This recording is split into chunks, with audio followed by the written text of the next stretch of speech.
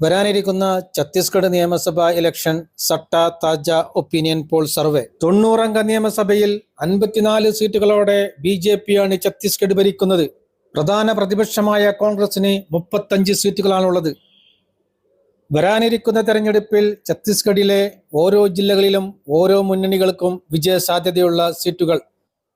ആദ്യം നോക്കുന്ന ജില്ല ബിലാസ്പൂർ ആണ്. ബിലാസ്പൂർ ജില്ലയിൽ 6 സീറ്റുകളാണുള്ളത്. 6 സീറ്റുകളിൽ 3 സീറ്റുകൾ വരെ BJP-യും 2 സീറ്റുകൾ വരെ കോൺഗ്രസും 1 സീറ്റ് മറ്റുള്ളവരും നേടാനാണ് സാധ്യത. അടുത്തതായി നോക്കുന്ന ജില്ല ജാഞ്ചിഗിർ ചാമ്പയാണ്. ജാഞ്ചിഗിർ ചാമ്പയിൽ 3 സീറ്റുകളാണുള്ളത്. 3 സീറ്റുകളിൽ 1 സീറ്റ് BJP-യും 2 സീറ്റുകൾ വരെ കോൺഗ്രസും നേടാനാണ് സാധ്യത. അടുത്തതായി നോക്കുന്ന ജില്ല ശക്തിയാണ്. ശക്തി ജില്ലയിൽ 3 സീറ്റുകളാണുള്ളത്. 3 സീറ്റുകളിൽ 1 സീറ്റ് BJP-യും 2 സീറ്റുകൾ വരെ കോൺഗ്രസും നേടാനാണ് സാധ്യത. അടുത്തതായി നോക്കുന്ന ജില്ല കോർബയാണ്. കോർബ ജില്ലയിൽ 4 സീറ്റുകളാണുള്ളത്.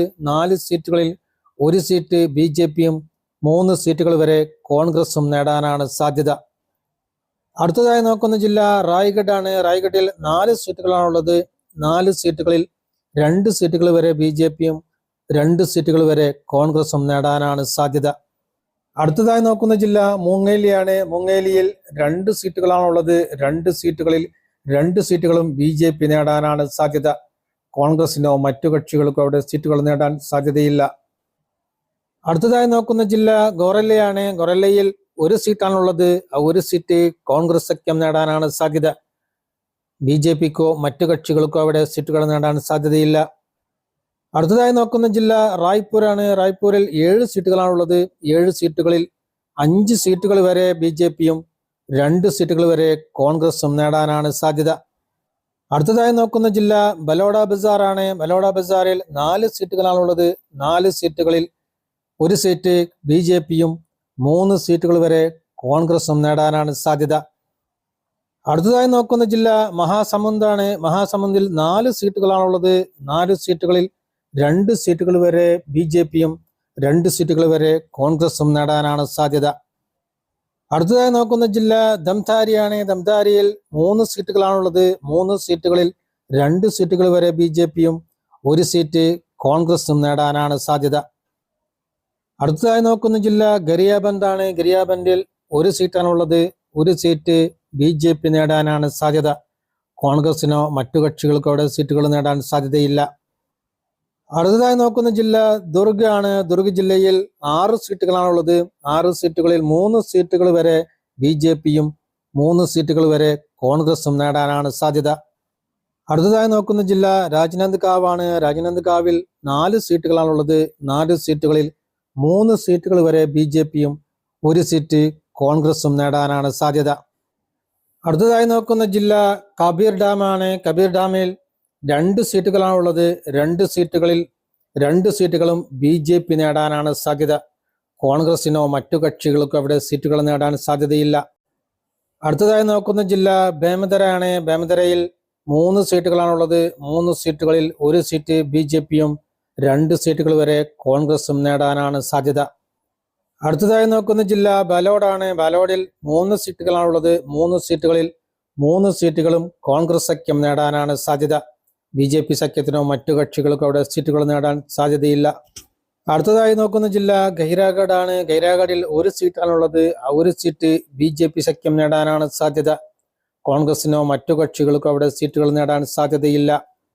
അടുത്തതായി നോക്കുന്ന ജില്ല മഹ്ള മാൻപൂർ ആണ്. മഹ്ള മാൻപൂരിൽ 1 സീറ്റാണുള്ളത്. 1 സീറ്റ് കോൺഗ്രസ് സഖ്യം നേടാനാണ് സാധ്യത. BJP സഖ്യത്തിനോ മറ്റു കക്ഷികൾക്കോ അവിടെ സീറ്റുകൾ നേടാൻ സാധ്യതയില്ല. അടുത്തതായി നോക്കുന്ന ജില്ല ബസ്തർ ആണ്. ബസ്തറിൽ 3 സീറ്റുകളാണുള്ളത്. 3 സീറ്റുകളിൽ 1 സീറ്റ് BJP-യും 2 സീറ്റുകൾ വരെ കോൺഗ്രസും നേടാനാണ് സാധ്യത. അടുത്തതായി നോക്കുന്ന ജില്ല കാങ്കർ ആണ്. കാങ്കറിൽ 3 സീറ്റുകളാണുള്ളത്. 3 സീറ്റുകളിൽ 1 സീറ്റ് BJP-യും 2 സീറ്റുകൾ വരെ കോൺഗ്രസും നേടാനാണ് സാധ്യത. അടുത്തതായി നോക്കുന്ന ജില്ല ദന്തേവാഡയാണ്. ദന്തേവാഡയിൽ 1 സീറ്റാണുള്ളത്. 1 സീറ്റ് കോൺഗ്രസ് സഖ്യം നേടാനാണ് സാധ്യത. BJP-ക്കോ മറ്റു കക്ഷികൾക്കോ അവിടെ സീറ്റുകൾ നേടാൻ സാധ്യതയില്ല. അടുത്തതായി നോക്കുന്ന ജില്ല കൊണ്ടഗാവാണ്. കൊണ്ടഗാവിൽ 2 സീറ്റുകളാണുള്ളത്. 2 സീറ്റുകളിൽ 2 സീറ്റുകളും കോൺഗ്രസ് സഖ്യം നേടാനാണ് സാധ്യത. BJPക്കോ മറ്റു കക്ഷികൾക്കോ അവിടെ സീറ്റുകൾ നേടാൻ സാധ്യതയില്ല. അടുത്തതായി നോക്കുന്ന ജില്ല നാരായൺപൂർ ആണ്. നാരായൺപൂരിൽ ഒരു സീറ്റാണുള്ളത്. ആ ഒരു സീറ്റ് BJP സഖ്യം നേടാനാണ് സാധ്യത. കോൺഗ്രസ് സഖ്യത്തിനോ മറ്റു കക്ഷികൾക്കോ അവിടെ സീറ്റുകൾ നേടാൻ സാധ്യതയില്ല. അടുത്തതായി നോക്കുന്ന ജില്ല ബീജാപ്പൂരാണ്. ബീജാപ്പൂരിൽ ഒരു സീറ്റാണുള്ളത്. ആ ഒരു സീറ്റ് കോൺഗ്രസ് സഖ്യം നേടാനാണ് സാധ്യത. മറ്റു കക്ഷികൾക്ക് അവിടെ സീറ്റുകൾ നേടാൻ സാധ്യതയില്ല. അടുത്തതായി നോക്കുന്ന ജില്ല സുഗ്മയാണ്. സുഗ്മയിൽ ഒരു സീറ്റാണുള്ളത്. ആ ഒരു സീറ്റ് കോൺഗ്രസ് സഖ്യം നേടാനാണ് സാധ്യത. മറ്റു കക്ഷികൾക്ക് അവിടെ സീറ്റുകൾ നേടാൻ സാധ്യതയില്ല.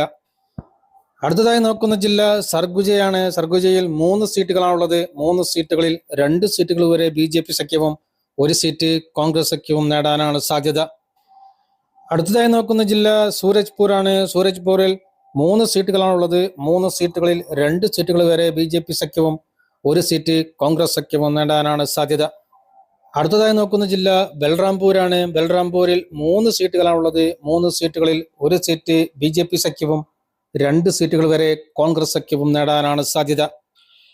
അടുത്തതായി നോക്കുന്ന ജില്ല ജഷ്പൂരാണ്. ജഷ്പൂരിൽ 3 സീറ്റുകളാണുള്ളത്. 3 സീറ്റുകളിൽ 2 സീറ്റുകൾ വരെ BJP സഖ്യവും 1 സീറ്റ് കോൺഗ്രസ് സഖ്യവും നേടാനാണ് സാധ്യത. അടുത്തതായി നോക്കുന്ന ജില്ല മനേന്ദ്രഗഡ് ആണ്. മനേന്ദ്രഗഡിൽ 3 സീറ്റുകളാണുള്ളത്. 3 സീറ്റുകളിൽ 2 സീറ്റുകൾ വരെ BJP സഖ്യവും 1 സീറ്റ് കോൺഗ്രസ് സഖ്യവും നേടാനാണ് സാധ്യത. ഛത്തീസ്ഗഡ് നിയമസഭയിലെ ആകെയുള്ള 90 സീറ്റുകളിൽ 43 സീറ്റുകൾ വരെ BJP സഖ്യവും 46 സീറ്റുകൾ വരെ കോൺഗ്രസ് സഖ്യവും 1 സീറ്റ് മറ്റു കക്ഷികളും നേടാനാണ് സാധ്യത.